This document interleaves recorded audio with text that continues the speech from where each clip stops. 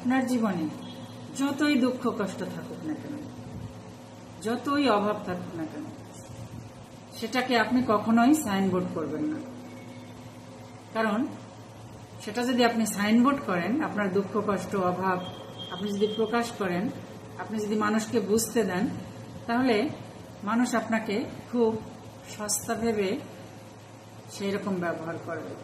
আপনাকে কেউ দামই দেবে না, আপনাকে মূল্যায়ন করবে না, আপনাকে কেউ সম্মানই দেবে না।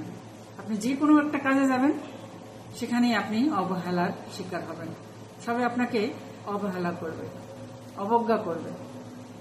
তাই আপনার জীবনে যত দুঃখ কষ্টই থাকুক না কেন, যত যাই হোক না কেন, আপনি সেটা কাউকে বুঝতেই দেবেন না এবং সেটা প্রকাশ করবেন না।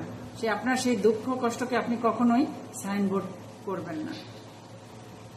আপনি দেখবেন আপনার ভিতরে যাই থাকুক না কেন, আপনি সবার সামনে যখন যাবেন, তখন আপনি এমনভাবে ব্যবহার করবেন যেন কেউ বুঝতেই না পারে যে আপনার কোনো কষ্ট আছে, আপনার কোনো অভাব আছে, কোনো দুঃখ আছে।